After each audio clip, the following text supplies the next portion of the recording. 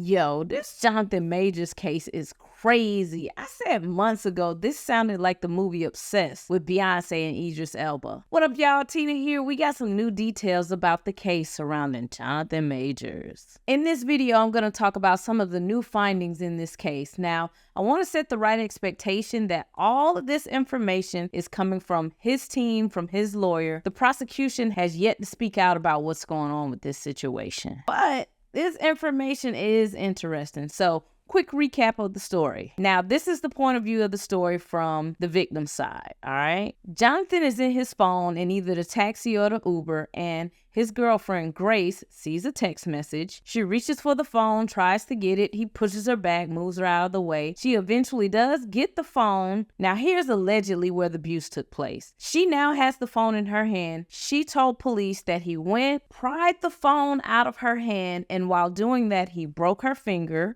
They're tussling, they're fighting, and he slaps her so hard that it causes a laceration to the back of her ear, and there's blood coming out of her ear. Now, his side is saying she attacked him, she beat him up, he tried to run away, she ripped his coat, she scratched his face, clawed him out. His side is saying he's the victim. He eventually finally got away from her. She then met 3 random people on the street, went to the club, ran his credit card bill up, and then she went back to his house. Now, mind you, Jonathan didn't stay at his house that night. He left and got a hotel, I guess, to de-escalate and get away from the situation. So she goes back home. She calls him 30 times, and when he doesn't answer, she pretty much sends a suicide text saying that, she doesn't want to be here anymore. And she takes a bunch of sleeping pills. When he wakes up, he sees this text message. He runs back home around 10 a.m. And when he gets into his house, he notices that closet door is closed. So he tries to get into the closet. He can't get in, so he calls his maintenance man. When the maintenance man gets there, they get the door open and they find her laid out on the floor. Her hand is obviously injured and there is now blood coming from the back of her head. So he immediately calls 911. They don't know if she's still alive, if she's breathing. The police get there. They look at her injuries. They look at him and they take him to jail. All right. So now let's get into some of the new information released by his team. So his defense team has just dropped a brand new video, and this video takes place about 10 minutes after they got into the first altercation in the car. So what's key about this video is she's using her finger pretty freely.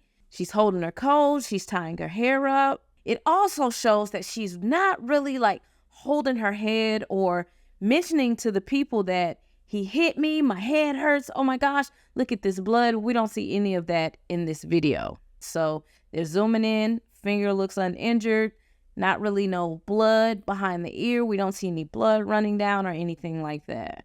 His lawyers are saying that the prosecution been had this video, but they never turned this video over to either the judge or to Jonathan Majors' team, because then it would kind of show, okay, she's not injured. He didn't do this. There's also additional footage that we can't see, but they obviously have access to, and it shows that she jumped on him, beat him up, ripped his clothes up. So it sounds like she jumped on him twice. Once in the car, and then another time after this video when they walks away. There's apparently a second altercation. Now his team is saying there's eyewitnesses around, and they're saying that he never touched her. He was trying to get away from her and she was just attacking him. I don't know. That's what his people saying. Second key piece, mind you, this whole incident took place in March. Jonathan's lawyers are saying that the prosecution just last month reached out to the doctor who treated Grace in the hospital. The key thing about the doctor is the doctor did agree there is a fractured finger. However, the doctor is saying anytime he's seen an injury like this, it usually comes from blunt force trauma, like, you've punched something, you break your finger, or it's more consistent with maybe someone that has fallen.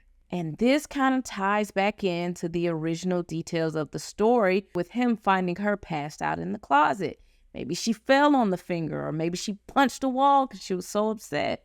We don't know. What we do know is when she woke up, she kept saying, "What happened to my finger?" The prosecution also asked the doctor, could this injury have come from someone ripping a phone out of her hand? The doctor said, you know what? Anything's possible, but honestly, I've never seen it happen this way before. It's usually blunt force trauma. Jonathan Majors' lawyers are also saying that the prosecution interviewed the driver and they never submitted this information over to the defense. The key thing about the driver is saying that the victim was the aggressor, that she attacked him. The driver pretty much labeled, and I quote, called her a psycho girl. So all in all, Jonathan Majors' team wants this case dismissed. They want it thrown out. Now, we don't know what evidence the prosecution has, but there's a very key detail in this case.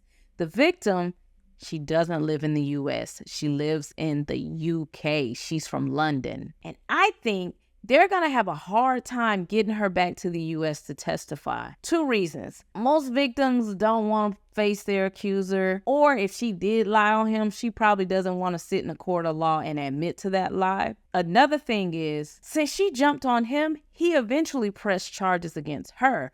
So if she comes back to the U.S., the NYPD now has probable cause to arrest her. So she probably just doesn't want to deal with none of that. So this case is shaping up to be a very interesting one. They're also accusing the prosecution of not granting him a speedy trial because, let's be honest, the longer this drags out, the worse it is for him. His publicity is just in the ground right now. So he needs to hurry up and get this over with to prove his innocence, if he is innocent. So the judge pretty much states on October 25th, he'll make his final decision. They're either going to decide, we're going to take this to trial, or he's going to say, look, we're just going to dismiss this altogether. So what do y'all think? You think this is going to trial, or does this sound like the movie Obsessed? Leave your comments below. Peace out, guys.